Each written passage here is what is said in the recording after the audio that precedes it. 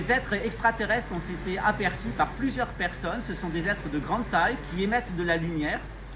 Une personne a essayé d'interagir avec eux, elle a été frappée par un de leurs rayons de lumière. Ça se manifeste un peu comme une gerbe de lumière, une explosion. Cette personne est dans le coma, il s'agit d'un fermier qui a été le premier à arriver sur place avec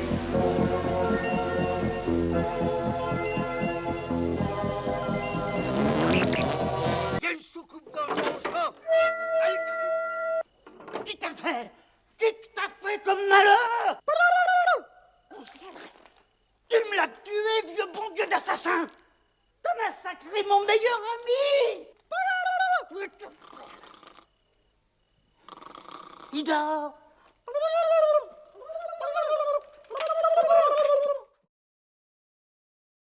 Clément, aujourd'hui, on va parler de Kim Glow. Exactement. Je ne sais pas si vous connaissez Kim Glow. C'est une candidate de télé-réalité qui a participé à la fois aux Anges et aux Marseillais. Elle a 1 million d'abonnés sur Instagram, c'est important.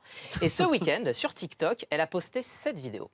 Aujourd'hui, tu peux pas t'amuser à faire des guerres avec la bombe nucléaire. Tout le monde, toute la planète, elle crève d'un coup. Donc, ils ont créé ce virus pour que les plus faibles y crèvent. C'est une sorte de... Comme le truc qu'on étudie à l'école, là, comment ça s'appelle? Les camps de concentration. Ben voilà, en gros, là, c'est une guerre pour les plus faibles. C'est horrible, mais c'est vrai. Non mais j'ai un moment de lucidité là quand j'y pense, mais c'est une évidence en fait. La planète est surpeuplée, ça va mal. Là, avec les personnes âgées qui meurent, ça va alléger les caisses de retraite pour l'État. Oh, mais c'est trop une évidence en fait. Voilà, donc vous avez bien entendu, le coronavirus comparé au camp de concentration, conceptualisé comme une arme biologique visant à réduire la population mondiale. Retenez bien ces éléments, on y revient dans un instant, car aujourd'hui on s'intéresse à cela, à la rhétorique complotiste. Avec la crise de Covid-19, on a vu fleurir nombre de théories qui relient le virus à l'existence d'un complot mondial, quel qu'il soit.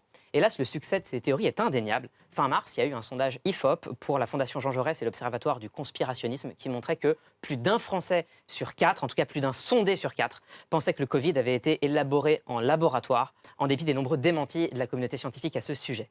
Ces théories, elles se diffusent par les réseaux sociaux où les vidéos peuvent vite devenir virales. On a un deuxième exemple avec Emma Cruzy. Emma Cruzy, c'est une modeste influenceuse suisse. Elle a 20 000 abonnés sur Facebook. Mais début mai, elle a posté la vidéo suivante qui a été vue plus d'1,5 million de fois sur Twitter. Engagez-vous à refuser d'être testé. Les tests, tous les spécialistes le disent. Arrêtez les mainstream, arrêtez les médias dominants. Allez voir les médecins qui parlent aux États-Unis, en Europe, en Asie et qui disent les tests ne sont pas fiables. Ils sont là uniquement pour vous mettre un tracking sur votre identité numérique qui a déjà pris cours il y a longtemps. Ouvrez les yeux, informez-vous. Vous ne sentez pas l'énergie d'aller dehors? Très bien, refusez le vaccin. Refusez encore une fois la peur. Et refusez les masques. Les masques vous intoxiquent. Encore une fois, cette vidéo, elle a été vue plus d'1,5 million de fois. Je ne rentre pas dans le fond du dossier, hein. Refuser les masques, ils vous intoxiquent. Je pense que ça parle tout seul. La vraie question, c'est pourquoi ça marche? Eh bien, ça marche parce que la rhétorique est efficace. Déjà, chez cette jeune femme, il n'y a pas une once d'hésitation, il n'y a pas une trace de doute. Et ça, c'est quelque chose qu'on connaît très bien. Quelqu'un qui paraît très convaincu, il en devient immédiatement très convaincant. Et puis, on a une deuxième chose, c'est un travail intense sur les émotions. Cette jeune femme, elle montre beaucoup de colère, elle suscite de la peur, qu'elle invite d'ailleurs ensuite à rejeter. Et elle fait cela au moment même où, tous les sondages nous le montrent, la population française ressent ces deux émotions-là, de la peur à l'égard du Covid et de la colère à l'égard du gouvernement. C'est donc une période propice à la diffusion de ces théories complotistes. Mais ces théories, elles ne viennent pas de nulle part. Il y a bien des gens qui les font circuler. Et à cet égard, la semaine dernière, il y a eu un événement intéressant sur YouTube, un live de plus de 2h15 qui totalise aujourd'hui plus de 500 000 vues et qui a rassemblé 4 figures de ce qu'ils appellent eux-mêmes la médecine non conventionnelle. Alors parmi eux, en haut à droite, on a Thierry Casasnovas qui affirmait en juillet 2018 que, je cite, « Le recours à la chimiothérapie est une chose totalement fausse qui fait partie du marketing du cancer ». Fin de citation. Et puis en bas à droite, on a Christian Thalchaleur, un médecin suisse qui conteste que le sida soit une maladie contagieuse et qui en 2009 a publié un livre intitulé « Vaccin, un génocide planétaire ». Écoutons ce que ce dernier a à nous dire du coronavirus. On s'est fait vraiment enfariner d'une manière colossale. C'est inouï ce qu'ils ont réussi. Créer des camps de concentration individuels où chacun est bloqué chez lui, c'est quand même chapeau. Mais ce qu'il faut réaliser, c'est que nous avons des dirigeants qui ont des plans à côté desquels Hitler est un enfant de cœur. Parce que l'eugénisme proposé par Kissinger, Bill Gates et les autres, c'est qu'ils veulent vraiment diminuer la population. Et ils le disent ouvertement.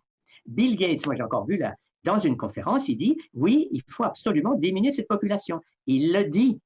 Et d'autres aussi. Donc, c'est une petite équipe qui parle high-tech, les satellites de la 5G, etc. Et ils ont des vues absolument nocives. Donc on retrouve la ligne argumentative qu'on avait chez Kim Glow tout à l'heure et qui juxtapose coronavirus, camp de concentration et volonté de diminuer la population mondiale. Mais en plus, on a un grand fatras autour de ça qui associe en vrac les vaccins, Bill Gates et les satellites de la 5G. Cette rhétorique, on en trouve des échos un peu partout, y compris jusque chez Juliette Binoche. Sur Instagram, le 6 mai dernier, elle a posté un commentaire dans lequel elle disait « Ce sont des opérations organisées par des groupes financiers internationaux. Les vaccins qu'ils préparent en font partie. L'idée, mettre une puce sous-cutanée pour tous, c'est non. Non aux opérations de Bill Gates, non à la 5G. » Alors le problème, c'est que cette rhétorique, cette argumentation, elle est très compliquée à réfuter. D'une part parce qu'une partie de ces éléments font référence à des faits réels, mais présentés de manière biaisée et détournée. Et ça, c'est la force du complot. Il faut quelques secondes pour l'énoncer, mais il faut des heures pour le réfuter. Mais surtout parce que, par définition, la théorie du complot est une théorie irréfutable, parce que c'est une théorie auto-référencée. Tous les éléments qui tentent à la conforter vont être acceptés et intégrés à la théorie. Elle en ressort plus forte. Tous les éléments qui tentent à la réfuter vont être refusés parce qu'ils viendraient des comploteurs eux-mêmes. En d'autres termes, les arguments qui contredisent les théories du complot deviennent une preuve de l'existence d'un complot et finissent donc aussi par renforcer la théorie. C'est pile je gagne, face tu perds. Et c'est bien le problème de cette chronique. Elle ne peut au fond convaincre que les convaincus.